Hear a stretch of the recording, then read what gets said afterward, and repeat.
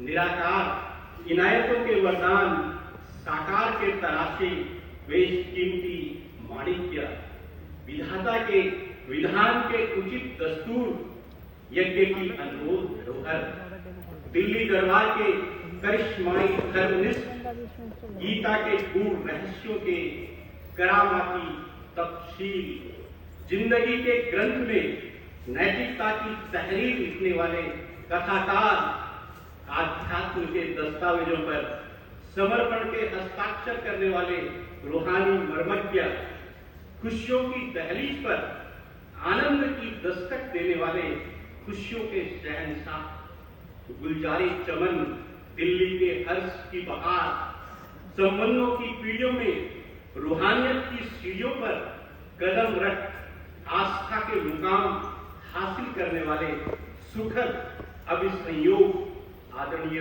ब्रिजमोहन भाई जी, मेरे भाव से भरे भाव से हम सभी के दिल से, तहे दिल से, निर्मल मन से, मुक्त कंठ से कोटि कोटि बार अभिनंदन करते हैं।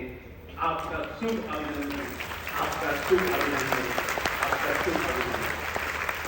युवा काल से ही चरित्र की पटकथा में आध्यात्म की तहरीर कुछ इस विधा से लिखी कि वो तकदीरे इनायत बन गई। आपने श्रीमत को परमार्थ और व्यवहार के पहियों पर अपने जीवन में साधना का आधार दिया।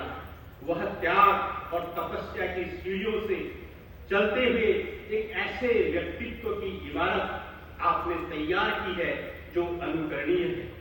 आपका नजरिया जिस करीने से जीवन जीने का अंदाज दे जाता है कि मुश्किलों के दौर में भी नामुमकिन मुकामों पर फतह हासिल करते शिखर पर मुमकिन की मोहर लगती चली जाती है।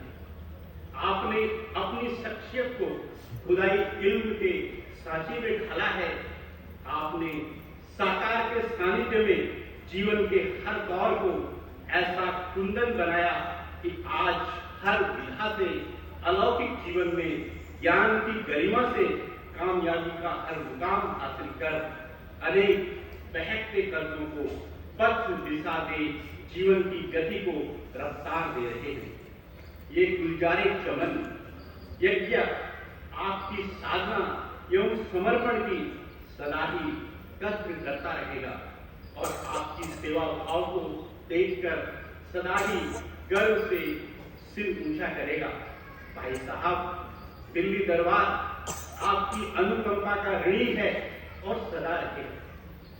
आज इस मुकद्दस, इस मुबारक अवसर पर हम सभी भाई बहने बहुत बहुत फक्र के साथ आपका आभार करते हैं।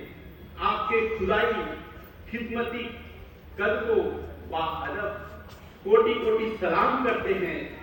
समस्त परिवार की ये परवरदिगार से दिली गुजारिश है कि आप स्वास्थ्य की हजारों नियामतें आप पर सदा बरसती रहे। आपका प्रशिक्षण सभी के लिए संजीवनी बनकर उत्साह का संचार करता रहे। आप यूं ही दिन दूनी रात चौगुनी रूहानी गुलशन को सफलता के मुकाम हासिल कराते रहे। आपको बहुत बहुत बधाई, बहुत बहुत बधाई।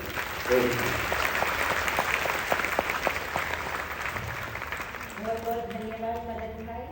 अभी मैं अनुरोध करती हूँ तीनों की दीदियों से, आदरणीय आशा दीदी जी, चक्रधारी दीदी जी और शुक्ला दीदी जी से, कि ये सम्मान पत्र भाई साहब को सम्मान से देंगे और इसी सम्मान पत्र को भाई साहब को सौंपते समय आप क्या करेंगे, आप भी सम्मान से उठ करके अपने स्थान पर उठ करके सम्मान से भाई साहब को सम्मानित करेंगे।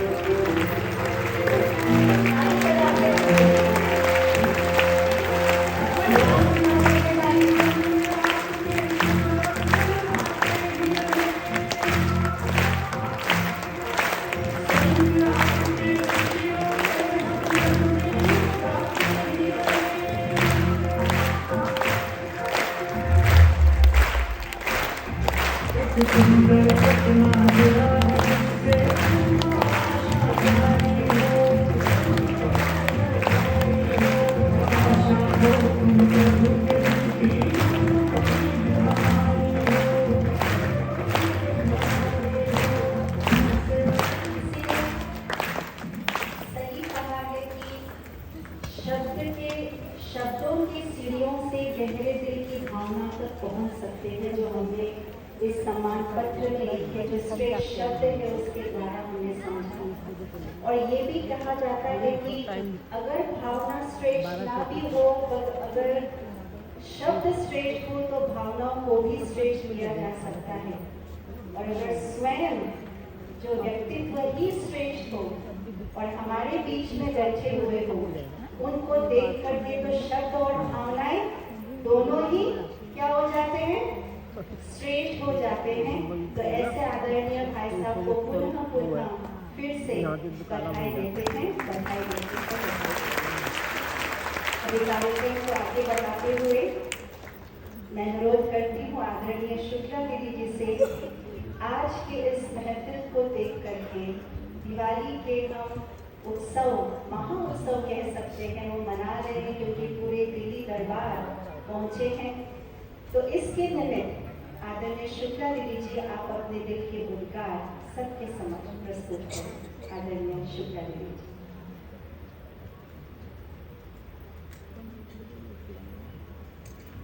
ओम शांति। सभी प्रेम से बोलिए ओम शांति, ओम शांति, ओम शांति, ओम शांति, ओम शांति, ओम शांति। मन शांति। आदरणीय भाई साहब और मेरी फैमिली तथा हमारे स्टेट कोऑर्डिनेटर बहुत अच्छे स्टेज को कोऑर्डिनेट करे, उनको समक्ष रखते हुए आप सब भाई बहनों के प्रति मुझे बचपन की पढ़ी हुई दो पंक्तियां याद आती हैं। आज के शुभ मौके पर एक शब्द हम बार बार सुन रहे हैं, गणेश, क्योंकि हम जानते हैं दीपावली के अवसर पर गणेश पूजा भी होती है। तो अपने जगह इतिहास के पन्ने खोलकर के अगर हम देखते हैं तो बाबा ने पहला गणेश किसको बनाया, जगदीश भाई को। दूसरा गणेश आज हमारे सामने ब्रजमोहन भाई साहब है। वो किसके प्रतीक है, दोनों बुद्धिवानों के बुद्धिमान। लेखक में जैसे जगदीश भाई प्रवीण है, ऐसे ही हमारे ब्रजमोहन भाई भी लेखनी में, वाचा में बहुत प्रवीण है। और दूसरी पंक्ति और भी याद आती है, इसी पंक्ति के साथ साथ एक विशेष पंक्ति जो याद आती है वो ये है, भक्तिकार में गाया करते थे, पहले गणपति गणेश को जाओ, पीछे भोलानाथ के दर्शन पाओ। याद आता है जिन्होंने भक्ति किए हैं तो उसमें ये शब्द विशेष रूप से बोला करते थे, परंतु वो समय समझ में नहीं आता था कि पहले गणपति को क्यों, गणेश जी का पूजन क्यों, उनका ध्यान क्यों लगाए, पीछे भोलानाथ जी के दर्शन होंगे, है ना। ये दोनों शब्द सुनते हुए थोड़े विचार करते थे, परंतु इतना समझ में नहीं आया। और दूसरी पंक्ति है, जोत से जोत जगाओ, प्रेम की रंगना बहाओ। अब इन दोनों पंक्तियों को हम सामने रखते हुए इनके इतिहास के पन्ने खोल करके देखें तो क्या दिखाई पड़ता है हम सबको, पहले बड़ा दीपक जो सच्चित आनंद स्वरूप है, चैतन्य जागती ज्योत है, सुप्रीम पावर है, वो दीपक जगमगाता ही रहता है, उसकी ज्योत कभी बुझती नहीं। ठीक इसी प्रकार फिर उस ज्योत, जागती ज्योत परमात्मा पिता ने जब सृष्टि एकदम कलयुगी अंधकार की ओर चली जाती है तो अंधकार से प्रकाश की ओर ले जाने के लिए या अच्छा बुराई के ऊपर अच्छाई पर विजय प्राप्त करने के लिए एक हम सबको, और उसमें भी सबसे पहले ज्योत जलाई ब्रह्मा बाबा दादा ने सृष्टि की, ब्रह्मा बाबा की। और उन्होंने फिर क्या किया, आगे अनेक ज्योत जो आज दीपावली के शुभ अवसर पर हम अपनी आंखों से देखते हैं, लोग पहले बड़ा दीपक जलाते, उसके अनेक दीपक जब जलते हैं तो कैसा सुंदर दृश्य लगता है। सबको लगता है एक बार दिवाली के टाइम, शाम के टाइम इंडिया गेट चले जाओ या कहीं भी ऐसे विशेष स्थान पर चले जाओ तो बहुत सुंदर दृश्य देखने को मिलता है। मैंने हालांकि इंडिया गेट देखा नहीं है, ऐसा देखता हुआ तो सुना है, परंतु बहुत सुंदर दृश्य देखने में आता है।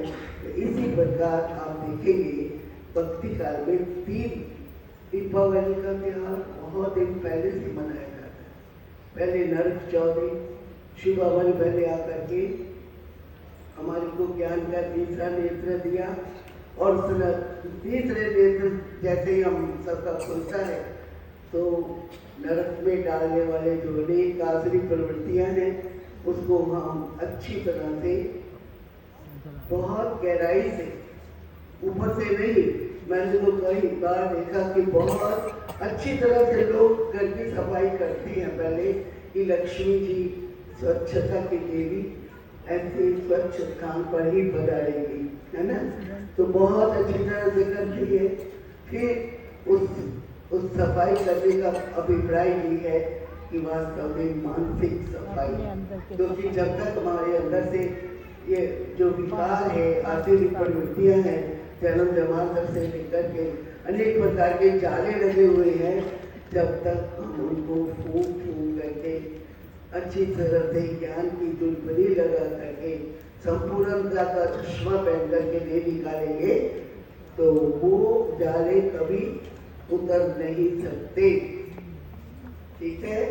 और फिर उसके बाद जब वो जाले उतरने लगते हैं तो फिर हम क्या करते हैं, धनतेरस मनाते हैं। धनतेरस माना ज्ञान का धन भी दान करो, और साथ में आज भवानी बहुत अच्छी अच्छी शिक्षाएं दी है हम सबको, और उसके साथ साथ लोग स्थूल धन भी दान करते हैं।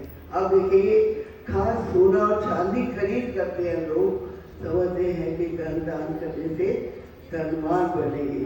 तो बाबा ने तो हम सबको धनवान बनाने के लिए ज्ञान का, गुणों का, शक्तियों का दान करना सिखाया है। तो जितना जितना हम ज्ञान का, गुणों का, शक्तियों का दान करते जाएंगे उतना सशक्त आत्मा बनते जाएंगे। जैसे हमारे प्रज्वल भाई या हम जो शिव शक्तियाँ हैं, जो हमारी दादियाँ हैं, जो एक शिव शक्ति का रूप धारण करके आज संसार की नैया को पार लगा रही है। और हम सबकी भी ये शुभ इच्छा होती है कि हम इस संसार की नैया को पार लगाए, परंतु वो पार कभी उतार सकते हैं जब हम बहुत अच्छी तरह से, बहुत सुंदर संपूर्णता की दुर्बली लगा करके अपने अंदर की सूक्ष्म मोह माया के जाल को खत्म नहीं करेंगे, देह अभिमान के कार्य जाल को खत्म नहीं करेंगे, तब तक आंतरिक अंधकार भी नहीं मिटेगा और सदा जागती ज्योत भी नहीं बन सकेंगे।